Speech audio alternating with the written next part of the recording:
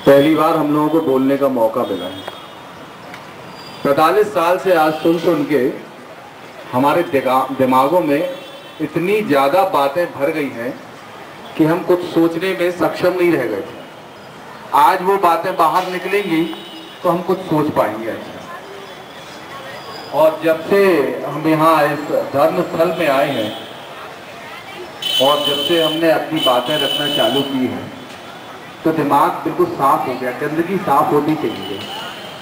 मैं आपको बड़ी ऐसी चीज बता रहा हूँ कि हम इतने दबाव में हमने जीवन जिया है 40 साल कि हम आपको बता नहीं सकते। इसकी कई घटनाएं हम आपको बताएंगे। एक आम छोटे से हमारे नगर निगम के चुनाव होते हैं, विधानसभा के चुनाव होते हैं। हम संजीवी नगर में मैं रहता हूँ और ऐसी सब लोगों के साथ ये परिस्थितियाँ आती हैं कि उसके साथ ना खड़े हो वो नाराज हो जाएगा, इसके साथ ना जाओ वो नाराज हो जाएगा। आज इस मंच में, इस धर्म स्थल में मैंने एक चीज पाई, कहीं कोई चिंता की बात नहीं है, सब एक है। हमारा सिर्फ एक ही काम है, एक ही धर्म है, एक ही हमारा उद्देश्य है, राष्ट्रहित, राष्ट्रभक्ति। ना कोई धर्म, ना कोई जाति, ना कोई उम्र और ना ही अमीरी, ना कोई गरीबी। इस धर्म स्थल की बहुत बड़ी विशेषता है मेरे दोस्तों कि चाहे वो एक गरीब तबके का लोग हो, आदमी हो, चाहे वो एक अमीर हो, यहाँ सबको समान रूप से देखा जा रहा है और सबको मौका दिया जा रहा है। सब अपनी बातें रखें। चुनना है, हम सब उसके मोती है।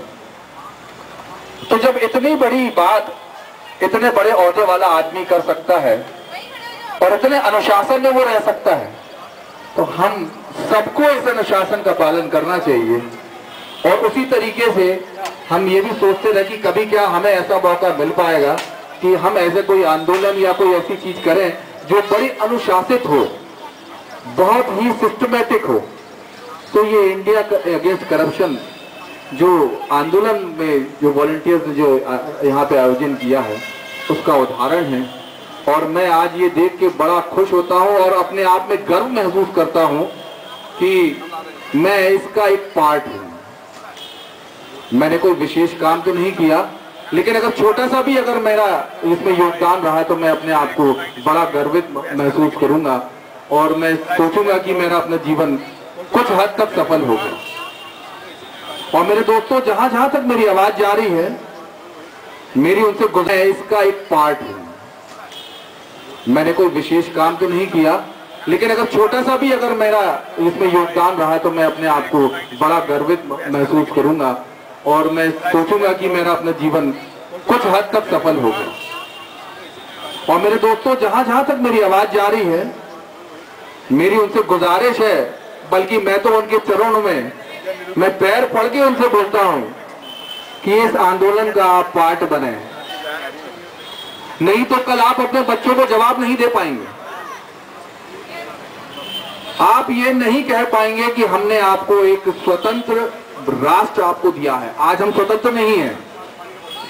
आजादी बेशक हमको मिल गई है, लेकिन फिर भी हम आजाद नहीं हैं। हम हर एक किसी ना किसी से बंधे हुए हैं, कहीं भ्रष्टाचार से, कहीं जुल्मों से। ये सारी बातें लिंक है एक दूसरे से। तो हम अपने बच्चों को एक स्वतंत्र भारत नहीं दे पाएंगे। और आपके बच्चे आपसे पूछेंगे कि आपने क्या किया पापा, तो आपके पास कोई जवाब नहीं रहेगा।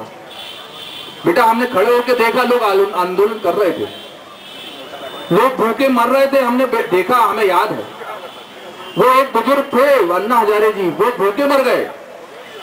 उन्होंने अपना जीवन पूरा अर्पण कर दिया देश के लिए। हम देख रहे थे, सुन रहे थे।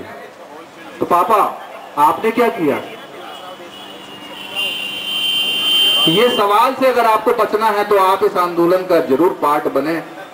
किसी भी रूप में आप बने, चाहे आप तन मन से बने, चाहे धन से बने, चाहे अपने घर में रह के करें, चाहे आप पान की दुकान में रह के करें। ये जबलपुर का इतिहास है, पान की दुकानों से बड़े बड़े नेता निकल गए। भ्रष्टाचार, लोग पान की दुकान में चर्चा करते थे और बहुत बड़े नेता बन गए।